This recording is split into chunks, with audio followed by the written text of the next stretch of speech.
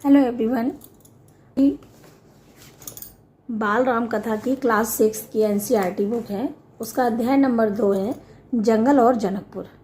तो चलिए स्टार्ट करते हैं। राजमहल से निकलकर जैसे ही महर्षि विश्वामित्र सरयू नदी की ओर बढ़े, तभी दोनों राजकुमार भी साथ में थे और उन्हें नदी पार भी करनी थी। आश्रम पहुंचने के लिए उन्हें नदी भी पार करनी थी।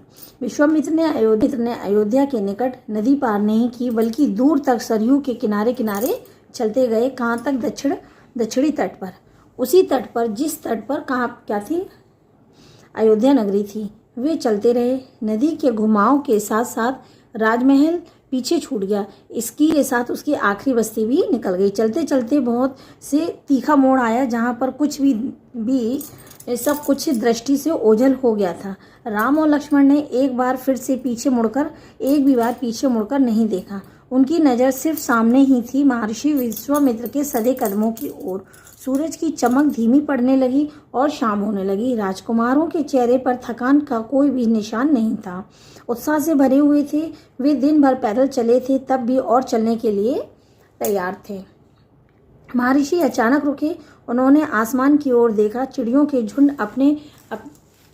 झुंड अपने बसेरे की ओर लौट रहे थे। आसमान मटमैला लाल रंग का हो गया था। चरवाहा लौट रहे थे और गायों के पैरों से उड़ती हुई धूल जो गायों के पैर थे वो उड़ती हुई धूल में आधे छपे हुए थे। विश्वामित्र ने कहा कि आज रात हम इसी नदी के तट पर ही विश्राम करेंगे। दोनों राजकुमारों के चेहरे के भाव देखते हुए विश्वामित्र हल्का सा मुस्कुराए और राम के निकट आते हुए उन्होंने कहा, मैं तुम दोनों को कुछ विद्याएं भी सिखाना चाहता हूँ। इन्हें सीखने के बाद कोई तुम पर प्रहार भी नहीं कर सकेगा, उस समय भी नहीं जब तुम नींद में होगे। राम और लक्ष्मण नदी में मुंह हाथ धुलकर लौटे और महर्षि के निकट आकर बैठे। विश्वामित्र ने दोनों भाइयों को कौन सी विद्या सिखाई थी? बला अति बला नाम की विद्या सिखाई। रात में वे लोग सो गए। तिनकों और पत्तों का बिस्तर बनाकर नींद आने तक महर्षि उनसे बातें करते रहे। सुबह हुई और उन्होंने यात्रा फिर से शुरू कर दी। मार्ग वही था, सरयू नदी के किनारे किनारे चलते चलते भी एक ऐसी जगह पर पहुंच गए जहां पर दोनों नदियों का संगम होता है, यानी कि आपस में मिलती है। वो क्या थी? गंगा नदी। महर्षि अब और आगे बढ़े, लेकिन एक अंतर आ गया था कि राम और लक्ष्मण अब दूरी बनाकर नहीं चल रहे थे। वो ठीक महर्षि के पीछे थे, क्योंकि उनकी बातों को वो ध्यान से सुनते और रास्ते में पड़ने वाले आश्रमों के बारे में, वृक्ष वनस्पतियों से संबंधित तथा वहाँ के स्थानीय इतिहास के बारे में से महर्षि उनको कुछ बातें बताते जा रहे थे। यात्रा कठिन थी, जंगलों से होकर। उससे पहले उन्हें नदी भी पार करनी थी। रात में ऐसा करना महर्षि विश्वामित्र को उचित नहीं लगा। तीनों लोग वहीं रुक गए। संगम पर बने एक आश्रम में संगम नाव से गंगा को पार किया। गंगा से नदी पार की, नाव से गंगा पार की। पार के उस तरफ घना जंगल था और सूरज की किरणें धरती पर नहीं पहुंचती थी। इतना घना जंगल था कि सूरज की जो किरणें थीं वो भी धरती पर नहीं पहुंच पा रही थी। बहुत डरावना भी था।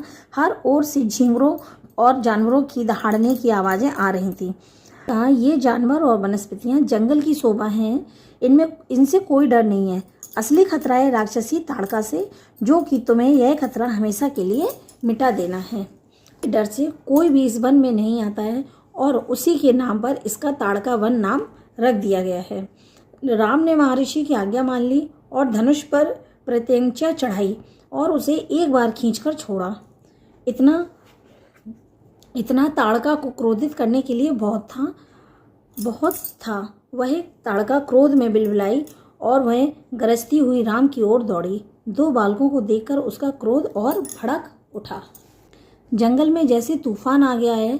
विशालकाय पेड़ कांप उठे, पत्ते टूटकर इधर उधर उड़ने लगे। धूल का घना बादल सा छा गया, इसमें कुछ नहीं दिखाई पड़ रहा था। फिर ताड़का ने पत्थर बरसाने शुरू करे और उस पर राम ने बाण चलाए। लक्ष्मण ने भी निशाना साधा। ताड़का बाणों से घिर गई। राम का एक बाण उसके हृदय में लगा और वहीं गिर गई, फिर नहीं उठी। विश्वामित्र बहुत प्रसन्न हुए। उन्होंने राम को गले लगा लिया। उन्होंने दोनों राजकुमारों को 100 तरह के नए अस्त्र शस्त्र दिए। प्रयोग करने की विधि भी बताई, उनका विधि और महत्व समझाया। महर्षि का आश्रम वहाँ से अधिक दूर नहीं था, लेकिन तब तक रात हो गई थी। विश्वामित्र ने वह दूरी अगले दिन तय करने का निर्णय किया। ताड़का मर चुकी थी, इसलिए अब कोई भय भी नहीं था। तीनों ने वह रात ताड़का वन में ही पूरी की। अगली सुबह जंगल बदला हुआ था। अब यह ताड़का वन नहीं रहा, क्योंकि ताड़का नहीं थी। भयानक आवाज़ें गायब हो चुकी थीं। पत्तों से गुजरती हवा थी, उसकी सरसराहट का संगीत था। चिड़ियों की चहचहाट और शांति थी। जल्दी ही आश्रम पहुंच गए। आश्रमवासियों ने उनकी आगवानी की, अभिवंदन भी किया। उनकी प्रसन्नता दुगनी हो गई। महर्षि विश्वामित्र ने आश्रम लौटने की खुशी, राम लक्ष्मण के आगमन का सुख। विश्वामित्र यज्ञ की तैयारियों में लग गए। अनुष्ठान प्रारंभ हुआ और आश्रम की रक्षा की जिम्मेदारी अब राम और लक्ष्मण को सौंपकर महर्षि बेफिक्र हो गए। अनुष्ठान अपने अंतिम चरण में था, पूरा होने वाला ही था कि कुछ दिनों में 5 दिन तक सब ठीक ठाक चल रहा था और सब ठीक ही राजकुमारों की उस उपस्थिति से ही राक्षसों को भगा दिया है।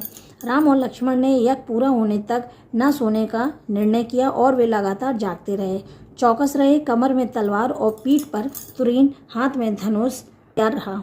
अनुष्ठान का अंतिम दिन अचानक भयानक आवाज़ों से आसमान भर गया। सुबाहु और मारीच ने राक्षसों के दल बल के साथ आश्रम पर हमला बोल दिया। मारीच क्रोधित था, यज्ञ के अलावा भी इस बात से कि राम लक्ष्मण ने उसकी मां ताड़का को मारा था। राम ने राक्षसों का हमला होते ही कार्रवाई की। धनुष उठाया और मारीच को निशाना बनाया। मारीच बाण लगते ही मूर्छित हो गया। बाण के वेग से बहुत दूर जाकर गिरा, समुद्र के किनारे। वह मरा नहीं, पर जब होश आया तो उठकर दक्षिण दिशा की ओर भाग गया। राम का दूसरा बाण सुबाहु को लगा और उसके प्राण वहीं निकल गए। सुबाहु के मरने पर राक्षस सेना में भगदड़ मच गई। वे चीखते चिल्लाते भागे। कुछ लक्ष्मण के बाणों का शिकार हुए और कुछ अन्य जान बचाकर भाग खड़े हुए। महर्षि विश्वामित्र का अनुष्ठान संपन्न हुआ।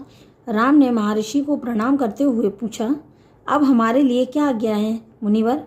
महर्षि ने राम को गले लगाया, कहा, अब हम लोग यहाँ से मिथिला जाएंगे, महाराज जनक के यहाँ, विदेह राज के दरबार में। मैं चाहता हूँ कि तुम दोनों मेरे साथ चलो, उनके आयोजन में हिस्सा लेने। महाराज के पास एक अद्भुत शिव धनुष है, तुम भी उसे देखो। राम और लक्ष्मण अगली यात्रा को लेकर बहुत ही ज़्यादा उत्साहित थे और नए स्थान को देखने के लिए उनको जानने का अवसर भी। सोन नदी पार करके विश्वामित्र मिथिला की सीमा के पास पहुँचे। अपने शिष्य और राजकुमारों के साथ वे गौतम ऋषि के आश्रम से होते हुए नगर में पहुँचे। राजा जनक ने महल से बाहर आकर विश्वामित्र का स्वागत किया। तभी उनकी दृष्टि राजकुमारों पर पड़ी और विदेह राजचकित रह गए। वे स्वयं को रोक नहीं पाए। महर्षि से पूछा, ये सुंदर राजकुमार कौन है? मैं इनके आकर्षण से खिंचा जा रहा हूँ। ये राम और लक्ष्मण है, महाराज दशरथ के पुत्र।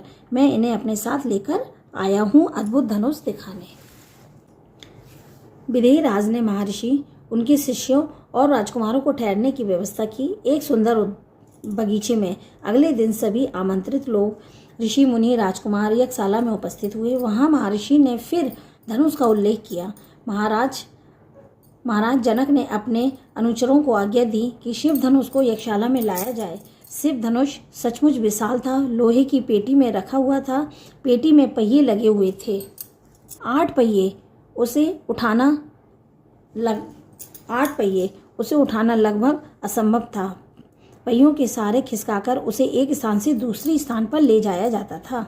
अनुचर मुश्किल से उसे खींचते हुए यज्ञशाला में ले आए। धनुष देखते ही विदेह राज एक पल के लिए उदास हो गए।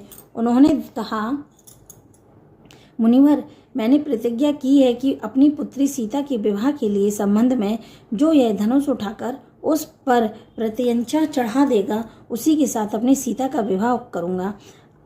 उनके अनेक राजकुमारों ने प्रयास किया और लज्जित हुए। उठाना तो दूर, वे उसे हिला भी ना सके। प्रत्यंचा क्या चढ़ाते। विदेही राज का संकेत समझकर महर्षि विश्वामित्र ने राम से कहा, उठो वत्स, यह धनुष देखो। झुकाकर गुरु की आज्ञा पाकर और गुरु की आज्ञा स्वीकार की, आगे बढ़े, पेटी का ढक्कन खोल दिया। राम ने पहले धनुष देखा, फिर महर्षि को गुरु का संकेत मिलने पर राम ने वह विशाल धनुष सहज ही उठा लिया। यज्ञशाला में उपस्थित सभी लोग हतप्रभ, इसकी प्रत्यंचा चढ़ा दो मुनिवर, राम ने पूछा। अवश्य, यदि ऐसा कर सकते हो तो। विदेही राज चकित थे। राम ने आसानी से धनुष झुकाया, ऊपर से दबाकर प्रत्यंचा खींची और दबाव से धनुष बीच से टूट गया। उसके 2 टुकड़े हो गए, बच्चों के खिलौने की तरह। यज्ञशाला में सन्नाटा छा गया, सब चुप थे, एक दूसरे की ओर देख रहे थे। सभागार की चुप्पी महाराज जनक ने तोड़ी और उनकी खुशी का ठिकाना ना रहा। उन्हें सीता के लिए योग वर मिल गया था, उनकी प्रतिज्ञा भी पूरी हुई। जनक राज ने कहा, मुनिवर, आपकी अनुमति हो तो मैं महाराज दशरथ के पास संदेश भेजूं। बारात लेकर आने का निमंत्रण, यह शुभ संदेश उन्हें शीघ्र भेजना चाहता हूँ। महर्षि की अनुमति से दूत अयोध्या भेजे गए, सबसे तेज चलने वाले रथों से। इस बीच जनकपुरी में धूम मच गई। बारात के स्वागत की तैयारियां होने लगी। नगर की प्रसन्नता चरम सीमा पर थी। महाराज जनक का संदेश मिलते ही अयोध्या में भी खुशी छा गई। आनंद फानंद से बारात तैयार हुई। हाथी, घोड़े, रथ, सेना बारात को मिथिला पहुंचने में कम से कम 5 दिन लग गए। जनकपुरी जगमगा रही थी। हर मार्ग पर तोरण द्वार, हर जगह फूलों की चादर, एक एक कोना सुस था। हर घर के प्रवेश द्वार पर बंधनवार था। एक एक घर के से मंगल गीत, खुशियों की आवाज़ें आ रही थी। छज्जों से झांकती हुई महिलाएं एक नज़र राम को देख लें। राम सीता की जोड़ी कैसी है। विवाह से ठीक पहले विदेही राज ने महाराज दशरथ से कहा, राजन, राम ने मेरी प्रतिज्ञा पूरी कर बड़ी बेटी सीता को अपना लिया। मेरी इच्छा यह है कि पुत्री उर्मिला का विवाह लक्ष्मण से हो जाए। मेरे छोटे भाई कुशध्वज की भी 2 पुत्रियां हैं, मांडवी और श्रुतकीर्ति। कृपया उन्हें भरत और शत्रुघ्न के लिए स्वीकार करें। राजा दशरथ ने इनका यह प्रस्ताव तत्काल स्वीकार किया और विवाह के बाद बारात कुछ दिन जनकपुरी में रुकी। बाराती बहुओं को लेकर अयोध्या लौटे और रानियों ने पुत्र वधुओं की आरती उतारी। स्त्रियों ने फूल बरसाए, शंख ध्वनियों से गलियां गूंज उठीं। यह आनंद उत्सव लगातार कई दिनों तक चलता रहा। तो आज का यह अध्याय जनक और जनकपुरी यहीं समाप्त होता है। मिलते हैं नए अध्याय में, नए वीडियो में। तब तक के लिए बाय, टेक केयर।